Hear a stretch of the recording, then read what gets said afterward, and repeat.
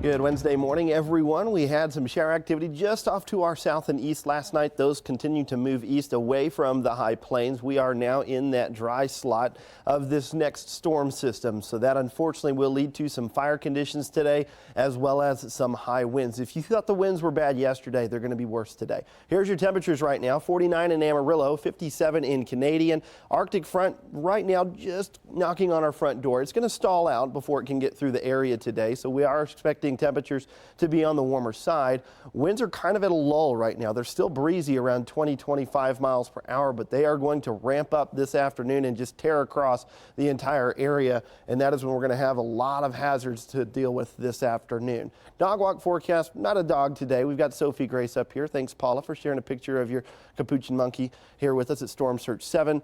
Temperature-wise, we get into the 60s this afternoon, so not quite as toasty as we were on Tuesday, but still above that average high temperature of 57 degrees. And then we'll end up seeing some extreme wind gusts this afternoon between 3 and 9 p.m. High wind warnings for almost everyone. We just have a wind advisory for Hall, Childress, and Cottle County in the southeast, but if winds start to overperform down there, they could very easily be included in the high wind warning as well. It'll be in effect from 11 a.m. this morning, lasting until 9 o'clock this evening.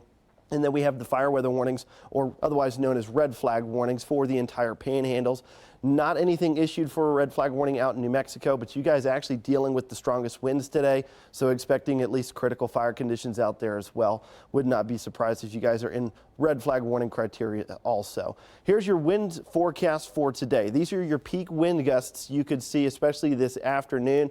The calmer winds, quote unquote calmer, will be down in the southeast, gusting up to 50-55 miles per hour. As you get further west and northwest, the winds really start to ramp up. They could commonly gust over 70 miles per hour for places like Tucumcari and Clayton, New Mexico.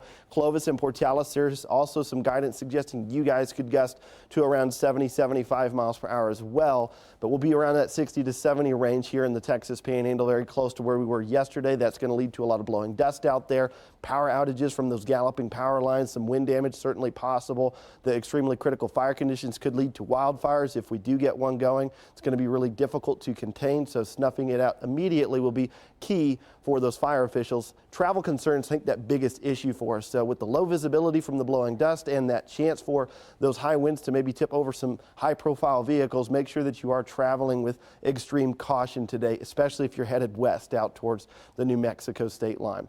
Here's your computer model for today. Again, that cold front stalling out in the Oklahoma Panhandle. The rest of us dealing with some mild temperatures. There's what we call that low-level jets, bringing in some cloud cover, but that's going to help mix all those strong winds to the surface, and that's when we'll really start to see the inclement weather move through.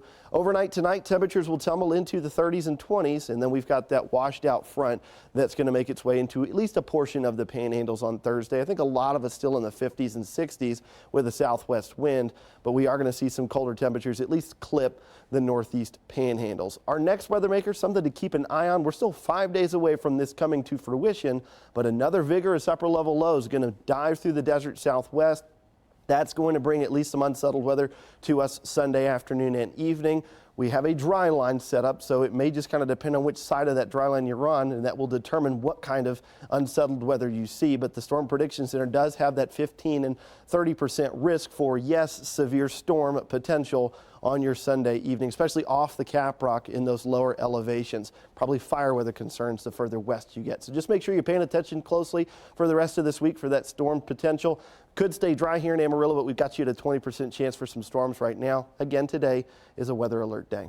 Johnny, back to you.